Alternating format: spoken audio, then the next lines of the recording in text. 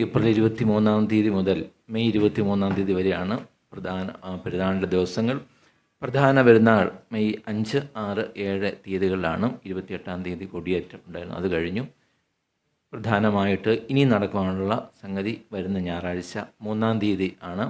3 രാവിലെ കോട്ടയം മദ്രാസ് മെത്രാപ്പോലീത്ത വിശുദ്ധ കുർബാന അർപ്പിക്കും. അതിനുശേഷം 11 മണിക്ക് പൊതുസമ്മേളനം ആരംഭിക്കും.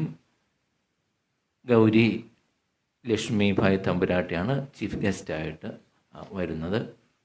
അതുപോലെ തന്നെ നമ്മൾ ഓർഡർ ഓഫ് സെൻറ്റ് ജോർജ് എന്നൊരു ബഹുമതി ഒരാൾ കൊടുക്കുന്ന പതിവുണ്ട്.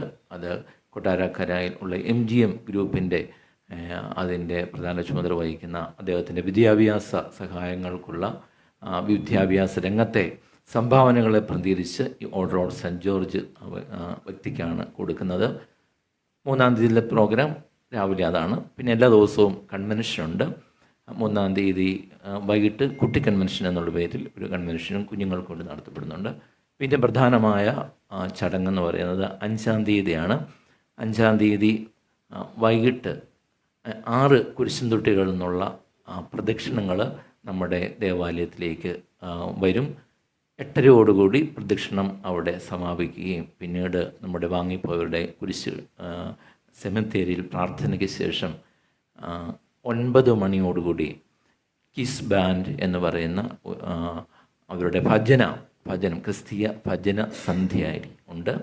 അതൊരു 9:30 തൊട്ട് 11:30 വരെ ഉണ്ടാകും. അതാണ് 5 പ്രോഗ്രാം. 6 രാവിലെ വിശുദ്ധ കുർബാനയുണ്ട്. 6 10 മണിയോടുകൂടിയാണ് നമ്മുടെ പുതുപ്പള്ളി പെരുന്നാളിൻ്റെ അല്ലെങ്കിൽ പുതുപ്പള്ളി പള്ളിയുടെ ഏറ്റവും ഒരു വലിയ പ്രത്യേകതയായ പൊന്നിൻ കുരിശ് എന്നാണ് സ്ഥാപിക്കുന്നത്. 6 അന്ന് രാവിലെ അതോടുകൂടി ഉള്ള കാര്യങ്ങൾ സമാപിക്കും. 6 വൈകിട്ടാണ് പ്രധാന പ്രദക്ഷിണം ഉള്ളത്. അത് പുതുപ്പള്ളി പള്ളിയിൽ നിന്നും നമ്മുടെ കവലയിൽ വന്ന് തിരിച്ച് പള്ളിയിലേക്ക് വരുന്ന പ്രദക്ഷിണം പൊന്നിൻ കുരിശിൻ്റെ അകമ്പോട്ടും കൂടി നടത്തുന്നതാണ്. ഏതാണ്ട് 10,000 ആളുകൾക്ക് മുകളിൽ ഒന്ന് സംബന്ധിക്കും എന്നാണ് നാം സാധാരണ കണക്കാക്കുന്നത്. അതുകൊണ്ട് 6 വൈകിട്ടത്തെ പ്രോഗ്രാം കഴിയും. 6 വൈകിട്ട് മറ്റൊരു പ്രോഗ്രാം ഉള്ളത് നമ്മുടെ കോട്ടയം മദ്രാസനത്തിലെ വൈദികരുടെ നേതൃത്വത്തിൽ ഒരു ഗാനസദ്യ 6 പെരുന്നാളുകൾക്ക് പ്രധാന പ്രദക്ഷിണം പള്ളിയിൽ വന്നതിന് ശേഷമുണ്ട്. അത് ഏതാണ്ട് 12 മണിയോടുകൂടി അവസാനിക്കും. പിന്നീട് വെച്ചൂട്ടിനുള്ള അരിയിടയിൽ ചടങ്ങ് തുടങ്ങിയ കാര്യങ്ങളാണ് നടക്കും. പിന്നെ 7 രാവിലെ പ്രധാന പെരുന്നാളിൻ്റെ ദിവസം കാതോലിക്ക ബാവയുടെ പ്രധാന കർമ്മ വിശുദ്ധ കുർബാന ഉണ്ടാകും. അതേ തുടർന്നാണ് പുതുപ്പള്ളി പള്ളിയുടെ ഏറ്റവും പ്രധാന ഭാഗം ഒന്നായ അനേക ആയിരങ്ങൾ വന്ന് വളരെ വിശ്വാസത്തോടെ പങ്കെടുക്കുന്ന ചോറൂണ് അല്ലെങ്കിൽ വെച്ചൂട്ട് ഉണ്ട്.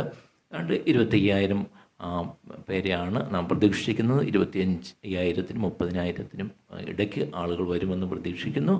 അത് ഏതാണ്ട് ഉച്ചയോടുകൂടി സമാപിക്കും. പിന്നീട് 2 മണിക്ക് നമ്മുടെ ഒരു ചെറിയ പ്രദക്ഷിണമുണ്ട് പള്ളിയിൽ നിന്നും അടുത്തുള്ള കവലയിൽ വരെ. അതിനും ഈ പൊൻകുരിശ് ഉണ്ടാകുന്ന ഒരു പ്രദക്ഷിണമാണ്. അതേ തുടർന്ന് ആണ് പുതുപ്പള്ളി പള്ളിയുടെ ഒരു തനതായ നേർച്ച ആണ് നമുക്കതിന് ശേഷം കൊടുക്കുന്നത്. അതോടുകൂടി ഏതാണ്ട് 6 മണിയോടുകൂടി നമ്മുടെ പ്രദക്ഷിണത്തിൻ്റെ ഏതാണ്ട് എല്ലാ ഭാഗങ്ങളും നേർച്ച വളമ്പോടുകൂടി സമാപിക്കും. അതാണ് ഏകദേശം ഒരു ചുരുക്ക രൂപം. വെടിക്കെട്ടായിരുന്നു വെച്ചിരുന്നത് അറിയാമല്ലോ. 5 വൈകിട്ട് സാധാരണ ഈ പ്രദക്ഷിണങ്ങൾ വന്നെത്തി കഴിയുമ്പോൾ 5 വൈകിട്ടായിരുന്നു വെടിക്കെട്ട് വെച്ചിരുന്നത്.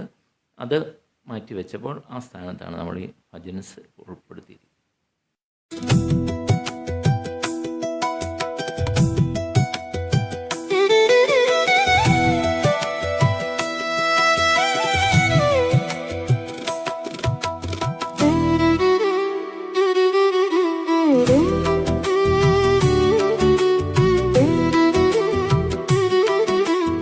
Mm-hmm.